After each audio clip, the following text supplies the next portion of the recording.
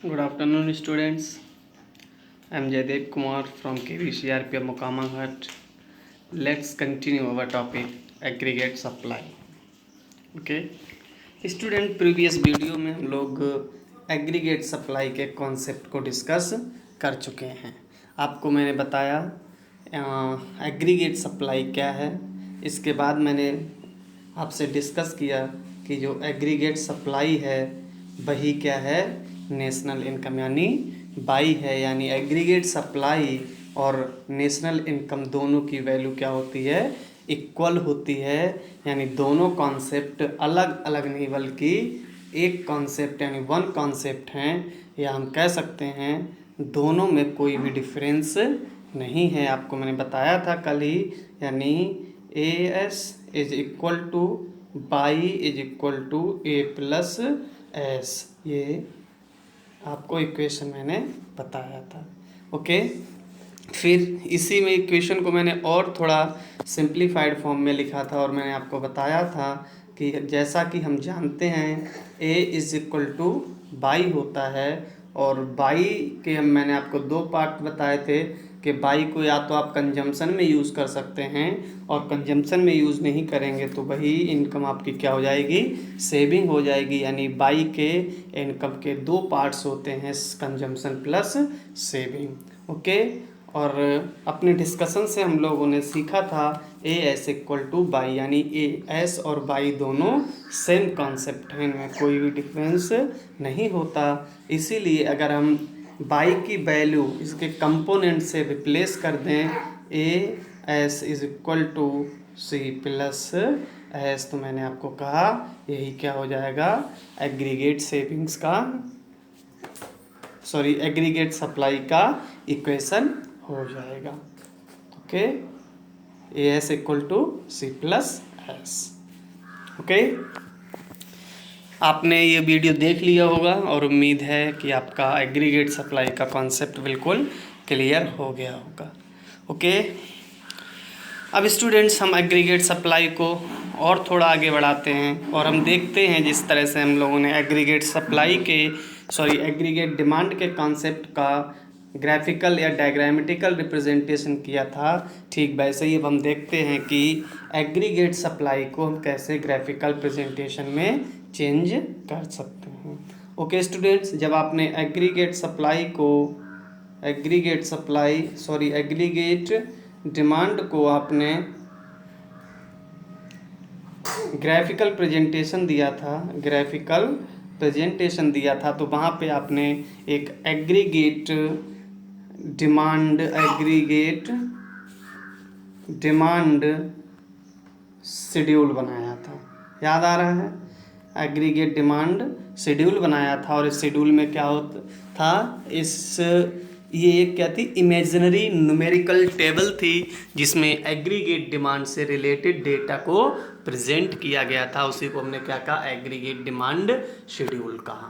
ठीक है, ठीक वैसे ही एग्रीगेट सप्लाई को भी जब हम ग्राफिकल प्रेजेंटेशन देते हैं तो इसमें भी हम एक इमेजिनरी टेबल क्रिएट कर लेते हैं, और इस टेबल में स्टूडेंट्स एग्रीगेट सप्लाई से रिलेटेड जो डेटा होता है इस टेबल में इंक्लूड किया जाता है। इसीलिए इस इमेजिनरी टेबल को भी एग्रीगेट सप्लाई शेड्यूल कहा जाता है। क्या कहा जाता है स्टूडेंट्स,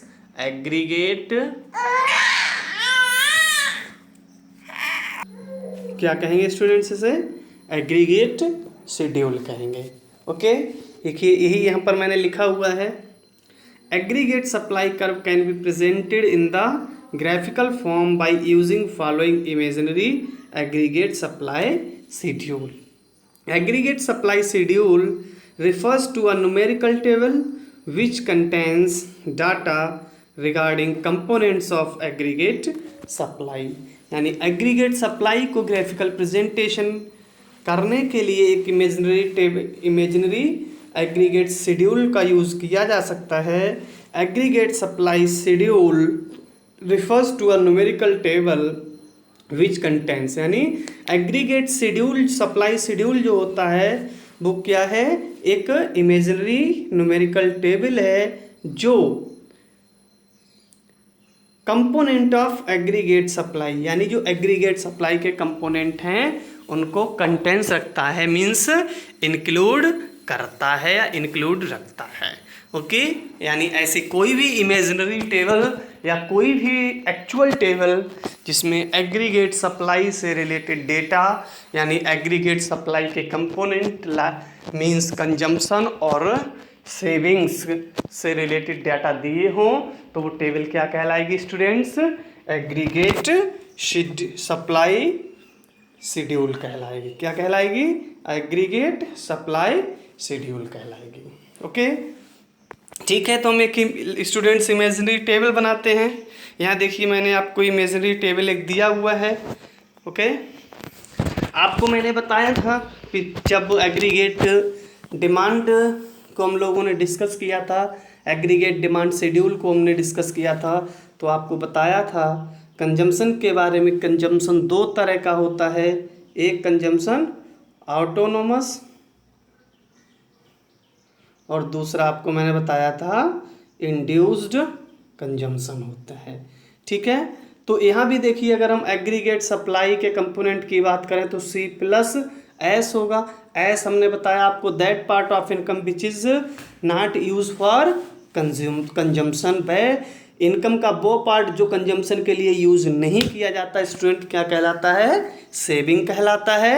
और कंजम्पशन मैं आपको पहले ही बता चुका हूँ, यानी जो कंजम्पशन है, कंजम्पशन के दो पार्ट होंगे, एक पार्ट को हम ऑटोनोमस और दूसरे को हम स्टूडेंट इंड्यूस्ड कंजम्पशन कहते हैं। ओके, तो यहाँ पर भी दोनों सी, क्योंकि कंजम्पशन टर्म देखिए टेबल में दिया हुआ है, तो यहाँ भी ऑटोनोमस कंजम्पशन रहेगा और इंड्यूस्ड कंजम्पशन रहेगा। और that part of income which is not use for consumption that is saving, यानी सेविंग्स रहेंगी। ओके, देखिए आपको बताया था जब इनकम ज़ीरो होती है तब भी हम कुछ ना कुछ ऑटोनोमस कंजम्पशन करते हैं। हम डेली लाइफ सरवाइव करने के लिए जो कंपलसरी आइटम है उनका कंजम्पशन करते हैं, even the income will be zero. Income zero ही क्यों ना हो फिर भी हम कुछ ना कुछ कंजम्पशन करेंगे और उस कंजम्पशन को ऑटोनोमस कंजम्पशन कहेंगे, जिस कंजम्पशन की वैल्यू यहाँ पर 80 दिखाई गई है। ओके, अब मैंने आपको ये भी बताया था कि जो हम ऑटोनोमस कंजम्पशन करते हैं, बिना इनकम के कुछ कंजम्पशन करते हैं, तो ये कंजम्पशन हम कहाँ से लाते हैं, कैसे हम उस मनी का कंजम्पशन करने के लिए उस पैसे का इंतजाम करते हैं स्टूडेंट्स। तो मैंने आपको बताया था कि इसके लिए दो चीज़ें हो सकती हैं, या तो आप किसी पर्सन से बोरो कर रहे होंगे, अपने रिलेटिव से, बैंक से या किसी और पर्सन से बोरो कर रहे होंगे, या फिर मैंने आपको बताया दूसरा बेकरी। ठीक है, यानी बेकरी करके। ठीक, अब जो बेकरी करता है उसकी सेविंग तो होंगी नहीं, यानी हम बेकरी के कौन से ऑप्शन को यहाँ से हटा देते हैं। हम बात करते हैं केवल ऐसे पर्सन की जो फ्यूचर में इनकम अर्न कर सकता है, यानी जो इनकम के ना होने पर स्टूडेंट्स क्या करेगा, किसी पर्सन से बारो करेगा और ऑटोनोमस कंजम्पशन करता है। ठीक है, तो इस ऑटोनोमस कंजम्पशन को स्टूडेंट नेगेटिव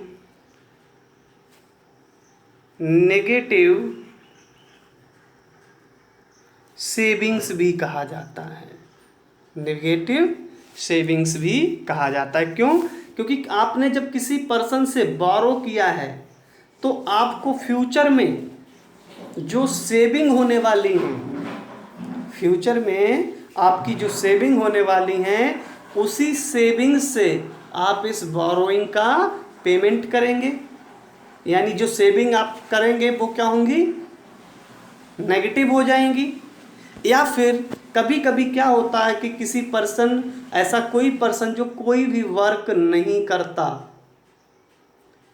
ठीक है, फिर भी कंजम्पशन करता है लेकिन बोरो नहीं करता, तो कहाँ से लाएगा? हो सकता है उसे हेरिडेटरी मिला हो कुछ, हेरिडेटरी, यानी हेरिडेटरी का मतलब उसे अपने फादर या ग्रैंडफादर इनकी सेविंग्स मिली हो। समझ रहे हैं? ऐसा कोई भी पर्सन जिसे पैसा, रुपया या पैसा, मनी अपने फादर से मिला हो, उसके फादर ने कुछ सेविंग्स की होंगी और वो सेविंग्स उसके फादर के पास बाद उस पर्सन को, किसी पर्सन को मिल जाती हैं, तो ये पर्सन के पास अपनी तो कोई इनकम नहीं होगी ना, क्योंकि ये काम नहीं करता, तो इसके पास अपनी कोई इनकम नहीं होगी। लेकिन ये पैसा इसे कहाँ से? अपने फादर से मिला होगा। फिर भी अब इसकी देखिए इनकम कुछ नहीं है, फिर भी ये कुछ ना कुछ कंजम्पशन करेगा। कहाँ से? जो इसने पहले सेविंग कर रखी थी, जो इसके प्रीवियस फैमिली मेंबर ने सेविंग की कर रखी थी, उन्हीं सेविंग्स का ये क्या करेगा? कंजम्पशन में यूज़ करने लगेगा। यानी मान लीजिए इसके पास पहले से की हुई सेविंग्स 100 रुपये थी, ठीक है। अब इसने इस सेविंग्स में से कुछ कंजम्पशन कर लिया, इस सेविंग्स में से कुछ कंजम्पशन कर लिया, मान लीजिए 80 रुपये का कंजम्पशन कर लिया, तो अब इसके पास कितनी सेविंग्स बची होंगी? 20। और 100 से 20 हुई, जो सेविंग 100 थी अब वो 20 रह गई, 20 रह गई। ये 100 से 20 कब होगा? जब ये माइनस हो। यानी सेविंग्स कैसी हो गई स्टूडेंट? माइनस, यानी नेगेटिव सेविंग हो गई।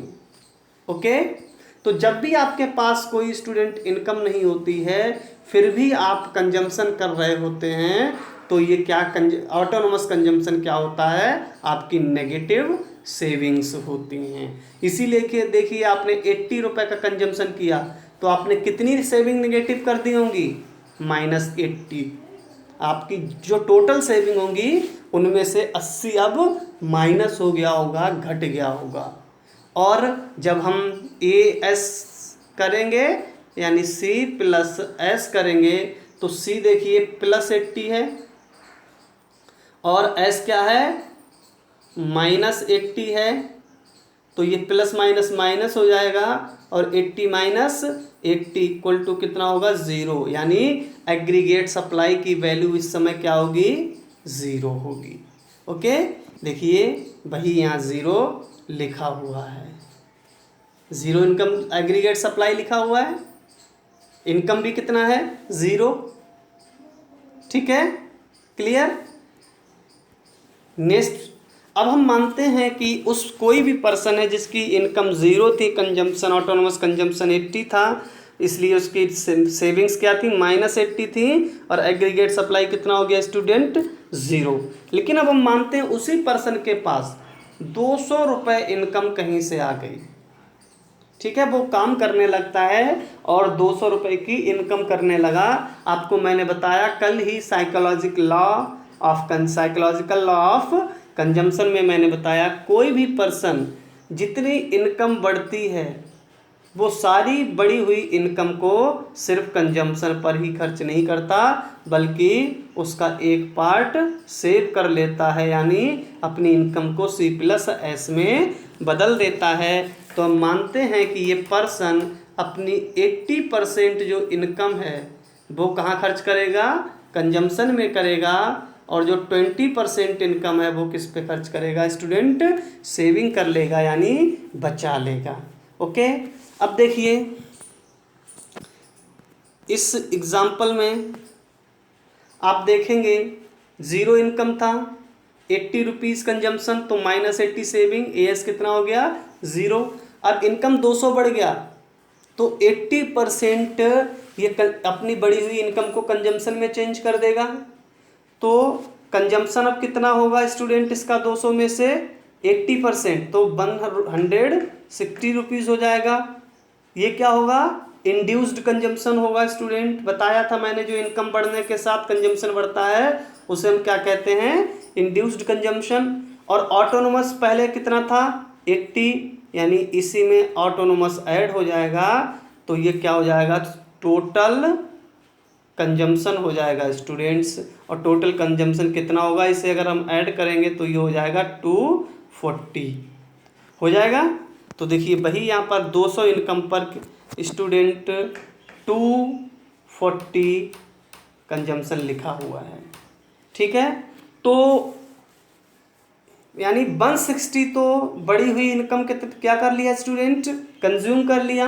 तो अब इसमें कितना बचा, सेविंग्स में कितना चला जाएगा, 20%, यानी 40 सेविंग चला गया होगा, तभी दोनों मिलके कितना हो जाएगा 200 हो जाएगा ना। तो 40 चला गया सेविंग्स में। अब देखिए जब इनकम 0 थी तो सेविंग कितनी थी, -80, ठीक है। अब इनकम 200 हो गई तो सेविंग कितनी हो रही है, +40। तो जब आप टोटल सेविंग कैलकुलेट करेंगे तो प्रीवियस सेविंग में करंट सेविंग को ऐड कर देंगे। तो पहले -80 था, अब +40 हो गया, तो is equal to total saving कितनी बचेंगी स्टूडेंट, -40 बचेंगी ना, क्योंकि ऑलरेडी पहले से 80 माइनस था, लेकिन अब 40 प्लस तो हुआ है। तो इस 40 जो प्लस है वो इसी 80 में से सब्ट्रैक्ट हो जाएगा, तो सॉरी ऐड हो जाएगा। तो जब हम ऐड करेंगे तो चूंकि -80 ज़्यादा है +80 कम है, इसलिए वैल्यू किसकी बचेगी, -40 बचेगी। इसीलिए यहाँ पर देखिए -40 सेविंग बची। अब दोनों को आप ऐड करेंगे, क्योंकि हम जानते हैं AS is equal to C+S, ये वैल्यू किसकी है, C की, और ये S की। तो दोनों को ऐड करेंगे, यहाँ देखिए 240 प्लस है और 40 माइनस है, तो 240 में से 40 घटेगा तो कितना बचेगा स्टूडेंट, देखिए 200 बच जाएगा। ओके, नेक्स्ट स्टेप देखिए, अब इनकम उसकी 200 और इंक्रीज कर जाती है स्टूडेंट, जो भी पर्सन है उसकी इनकम 200 और इंक्रीज कर जाती है। प्रीवियस इनकम कितनी थी 200, इंक्रीज कितनी हो गई 200, तो टोटल कितनी हो गई 400। देखिए यहाँ 400 ही लिखा हुआ है, ठीक है। अब देखिए 200 इनकम पहले से थी, 200 इसकी इंक्रीज कर गई, और इनकम इंक्रीज करने के साथ कंजम्पशन इंक्रीज होगा। और हमने मान लिया था कि कंजम्पशन कितना, अपनी बढ़ी हुई इनकम का ही कंजम्पशन पे कितना इंक्रीज करेगा स्टूडेंट, 80% इंक्रीज करेगा। तो इस 200 का 80% फिर से स्टूडेंट कितना हो जाएगा 160 होगा, ठीक है। ये 160 क्या है, इंड्यूस्ड कंजम्पशन है। और बिफोर का पहले का कंजम्पशन कितना है स्टूडेंट, यहाँ देखिए 240, पहले का कितना है 240, तो आप 240 इसी में ऐड कर देंगे तो आपको कितना मिल जाएगा 400 मिल जाएगा, 400। यही आपका क्या होगा अब तक का टोटल कंजम्पशन होगा। तो देखिए यहाँ पर 400 ही लिखा हुआ है, ठीक है। अब जो 200 रुपये इनकम बड़ी थी, इसमें 160 तो कहाँ चला गया स्टूडेंट, कंजम्पशन में, ठीक है। तो बचा कितना 40, जो इसने कंज्यूम नहीं किया, तो यही 40 क्या होगी सेविंग होगी, ठीक है। अब आपको टोटल सेविंग निकालना है, टोटल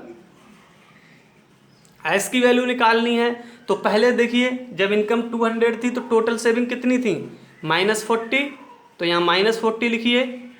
और इनकम 200 बढ़ जाने पर और इनकम कितनी बढ़ गई +40। देखिए माइनस की वैल्यू और प्लस की वैल्यू दोनों कैसी हैं स्टूडेंट, बराबर हैं, इसीलिए टोटल सेविंग अब कितनी हो जाएगी 0। और देखिए यहाँ टेबल में 0 ही लिखा हुआ है। ओके, अब ये C हो गया, ये S हो गया, तो आप दोनों को ऐड करेंगे तो आपको कितना मिलेगा 400 + 0 यानी 400 मिलेगा। यही क्या होगा आपका एग्रीगेट सप्लाई होगा। ओके, आगे बढ़ते हैं। अब इनकम फिर से हम 200 इंक्रीज कर मानते हैं कि पर्सन की इनकम फिर से 200 इंक्रीज कर गई, ठीक है। और पहले कितनी थी 400, यानी आप 400 इसमें ऐड करेंगे तो कितना हो जाएगा 600 टोटल इनकम हो जाएगी। देखिए यहाँ 600 लिखा हुआ है, ठीक है। अब मैंने आपको बताया ये प्रीवियस इनकम थी, ये अब तक की टोटल इनकम है और ये इंक्रीज इनकम है। तो बढ़ी हुई इनकम का 80% कंजम्पशन पे जाएगा और 20% सेविंग पे जाएगा। तो यहाँ 200 इनकम बढ़ी है तो फिर से 160 कंजम्पशन बढ़ जाएगा और 40 क्या बढ़ जाएगी, सेविंग्स बढ़ जाएंगी। तो पहले का देखिए स्टूडेंट कितना, जब इनकम 400 थी, 400 थी, ठीक है, इनकम जब आपकी 400 थी तो टोटल कंजम्पशन कितना था, 400।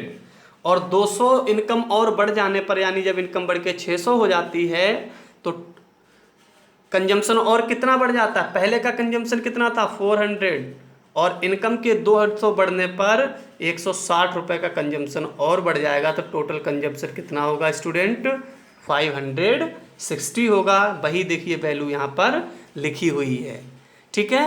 अब जो 200 रुपये बढ़ा था इनकम, इसमें से 160 तो कंजम्पशन में चले गए, तो सेविंग में कितने जाएंगे, फिर से 40 जाएंगे। कितना जाएगा स्टूडेंट, 40। तो देखिए वही 40 यहाँ सेविंग में, क्योंकि पहले की सेविंग कितनी थी, 0, अब कितनी हो गई हैं, 40। तो 0 + 40 यानी 40 + 0 करेंगे तो कितना मिलेगा, 40 ही मिलेगा। इसीलिए टोटल सेविंग्स में यहाँ 40 लिखा है।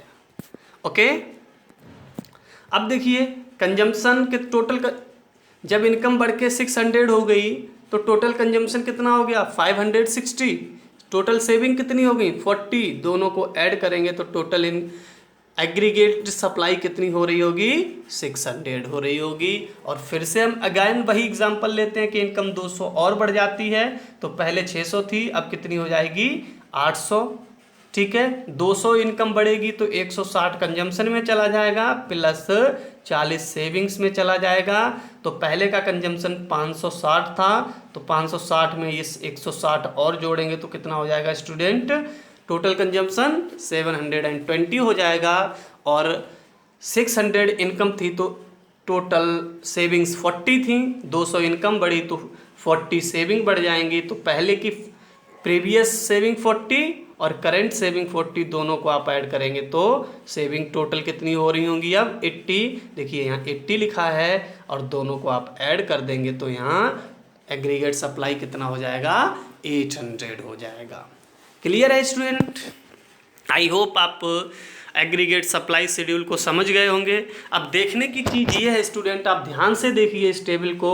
जो चीज़ हमने कल की प्रीवियस वीडियो में डिस्कस किया था कि AS = बाई, यानी एग्रीगेट सप्लाई और बाई दोनों की वैल्यू सेम होती है, दोनों सेम कॉन्सेप्ट है, उनके बीच कोई भी डिफरेंस नहीं होता। तो स्टूडेंट आप ध्यान से देख लीजिए, जो वैल्यू यहाँ इनकम की दी है वही सेम वैल्यू एग्रीगेट सप्लाई की भी है। अगर आप एग्रीगेट डिमांड देखेंगे तो आपको सेम ऐसा देखने को नहीं मिलेगा। इनकम की वैल्यू कुछ और होगी और एग्रीगेट डिमांड की वैल्यू कुछ और हो सकती है। लेकिन एग्रीगेट सप्लाई की सिचुएशन में स्टूडेंट्स ऐसा नहीं होता। एग्रीगेट सप्लाई की सिचुएशन में एग्रीगेट सप्लाई की वैल्यू और इनकम की वैल्यू यानी वाई की वैल्यू दोनों एक जैसी होंगी, जो हम लोगों कल प्रीवियस वीडियो में प्रूफ कर चुके हैं। ओके स्टूडेंट्स, तो आई होप अब आप एग्रीगेट सप्लाई का जो इमेजिनरी टेबल है इसे आराम से समझ चुके होंगे। तो हम इन्हीं जो डेटा हमको मिले हैं, यहाँ जो इनकम का डेटा मिला है और यहाँ जो एग्रीगेट सप्लाई यानी बाई का डेटा, C+S का डेटा मिला है, इसी को अगर हम एक ग्राफ में प्रेजेंट करें स्टूडेंट तो ध्यान से देखिएगा, ध्यान से देखिएगा। मैं आपको डायग्राम बना के दिखा रहा हूँ क्योंकि हम एग्रीगेट डिमांड और नेशनल इनकम के डेटा को याद कर चुके हैं, ठीक है। तो देखिए यहाँ पर हम वही डायग्राम जो अब तक बनाते चले आए हैं उसी डायग्राम को बनाते हैं स्टूडेंट्स, ठीक है। ये वर्टिकल एक्सिस, हॉरिजेंटल एक्सिस, ये ओरिजिन पॉइंट हो गया। इसमें हम वर्टिकल एक्सिस हॉरिजेंटल एक्सिस पर इनकम यानी बाई को डिनोट कर देंगे, और इसके वर्टिकल एक्सिस पर हम एग्रीगेट सप्लाई को डिनोट कर देंगे, जो किसके बराबर होगी, C प्लस एस के बराबर होगी। ओके, ठीक है।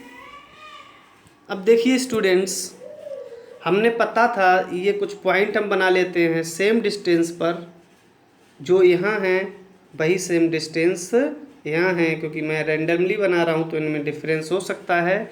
और हर एक पॉइंट पे वैल्यू 200 इंक्रीज करती जाती है।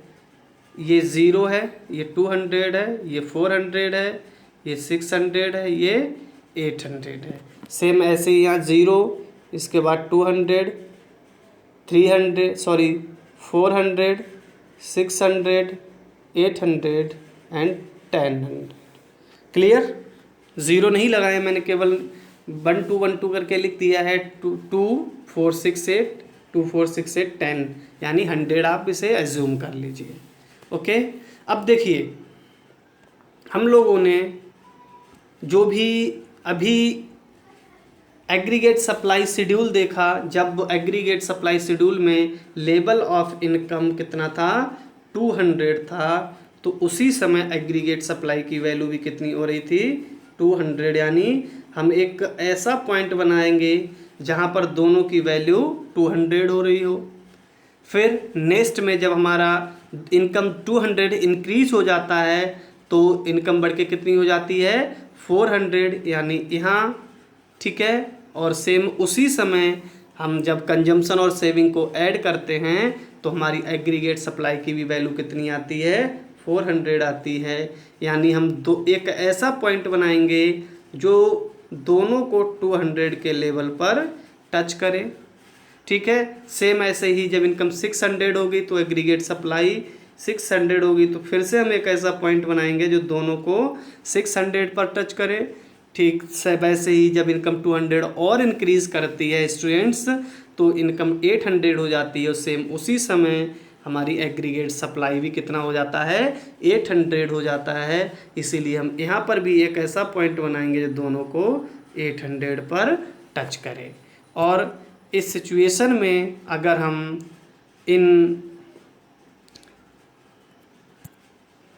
सभी पॉइंट्स को मिलाएं तो हमें एक लाइन मिलेगी, ठीक है। एक लाइन स्टूडेंट्स मिल जाएगी, जो लाइन दोनों एक्सिस पर, जो लाइन दोनों एक्सिस पर स्टूडेंट अगर आप ध्यान से देखें 45 डिग्री का एंगल बना रही होगी। इसे कभी कभी 45 डिग्री लाइन भी कहा जाता है। और ये क्या है, ये हम इस लाइन को बाई भी बोल सकते हैं और इक्वल टू AS भी बोल सकते हैं। यानी ये जो लाइन है ये इनकम लाइन भी है और एग्रीगेट सप्लाई कर्व भी है, या इनकम कर्व को बोल सकते हैं और एग्रीगेट सप्लाई कर्व भी इसे हम स्टूडेंट्स बोल सकते हैं। तो आप इस लाइंस का फीचर अगर देखें स्टूडेंट तो आप देखेंगे जिस रेशियो में इनकम इंक्रीज कर रहा है, यहाँ देखिए 0 इनकम था, इनकम इंक्रीज होके कितना हो गया 200, तो एग्रीगेट सप्लाई भी इंक्रीज होके कितना हो जा रहा है स्टूडेंट 200 हो रहा है। और अगर इनकम बढ़ के 400 हो जा रहा है तो आप ध्यान से देखिए एग्रीगेट सप्लाई भी इंक्रीज होके कितना हो रहा है स्टूडेंट 400 हो रहा है। ठीक वैसे ही जब इनकम बढ़ के 600 हो जा रहा है तो एग्रीगेट सप्लाई भी बढ़ के कितना हो जा रहा है स्टूडेंट 600। और इनकम अगर इंक्रीज होके 800 हो रहा था तो स्टूडेंट आप ध्यान से देखेंगे तो एग्रीगेट सप्लाई भी बढ़कर 800 हो जा रहा है, ठीक है। ऐसे ही अगर आप घटते हुए देखेंगे तो जब इनकम देखिए स्टूडेंट 800 है तो एग्रीगेट सप्लाई भी कितना है स्टूडेंट 800 है। जब इनकम घट के 600 रह जाएगा तो एग्रीगेट सप्लाई घट के भी 600 होगा, और इनकम घटेगा 400 पर तो एग्रीगेट सप्लाई भी 400 होगा, और इनकम घटेगा 200 तो एग्रीगेट सप्लाई भी 200 ही होगा। यानी ये जो 45 डिग्री लाइन आप बनाते हैं ये लाइन हमें क्या बताती है कि दोनों एक्सिस पर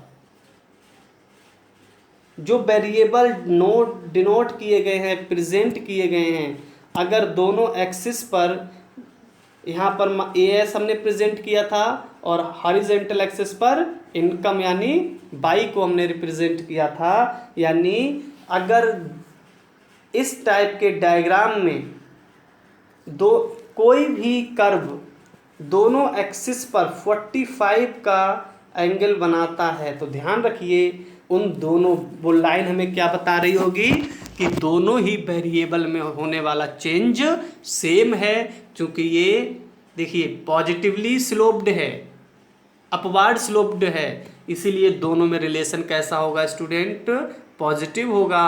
यानी जब एक वेरिएबल बढ़ रहा होगा तो दूसरा भी इंक्रीज कर रहा होगा, जब एक वेरिएबल डिक्रीज कर रहा होगा तो दूसरा वेरिएबल भी डिक्रीज कर रहा होगा। क्योंकि 45 डिग्री लाइन है इसलिए दोनों में होने वाला इंक्रीजमेंट और डिक्रीजमेंट सेम होगा। 45 डिग्री लाइन हमें यही बताती है।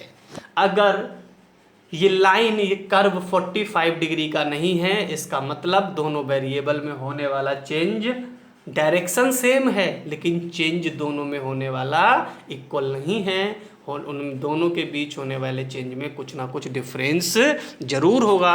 अगर वो लाइन, वो कर्व ओरिजिन से 45 का एंगल नहीं बना रही है।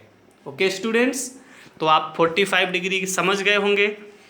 और इसी तरह से एक मैंने डायग्राम भी आपको बना के यहाँ दिया हुआ, डायग्राम को देख सकते हैं। वहाँ डायग्राम मैंने आपको ड्रॉ करके दिखाया और यहाँ पर और ये डायग्राम ऑलरेडी मैंने ड्रा कर दिया है। ठीक है, आप ध्यान से देखेंगे तो ये इनकम है, यहाँ एग्रीगेट सप्लाई और एग्रीगेट सप्लाई कैसे कंपोनेंट क्या है इसके, कंजम्पशन और सेविंग है, दोनों में चेंज सेम डायरेक्शन में हो रहा है। इसीलिए देखिए एस जो है वो पॉजिटिवली स्लोप्ड है, और चूंकि अगर आप इसका एंगल देखें स्टूडेंट तो आपको ये एंगल भी कितना मिलेगा, 45 डिग्री मिलेगा। इसका मतलब दोनों में होने वाला चेंज कैसा है, इक्वल है। ठीक है, तो इस तरह के पॉइंट को जब आप मिला देंगे तो ये जो कर्व बनाएंगे, ये पॉइंट, ये कर्व क्या होगा, एग्रीगेट सप्लाई कर्व होगा, जिसे हम इनकम कर्व भी कहते हैं। ओके स्टूडेंट्स, तो आज की वीडियो में इतना ही। अब आपको मैंने एग्रीगेट डिमांड कर्व और aggregate supply curve, concept of aggregate demand and concept of aggregate supply दोनों डिस्कस कर लिए हैं। आप दोनों को अच्छे से देखिए, क्योंकि इस चैप्टर के, इस यूनिट के आगे के जो टॉपिक हैं उन टॉपिक्स में एग्रीगेट डिमांड और एग्रीगेट सप्लाई कर्व और दोनों कॉन्सेप्ट का बार बार यूज़ किया जाएगा, इसलिए आप दोनों कॉन्सेप्ट को अच्छे से सीखिए।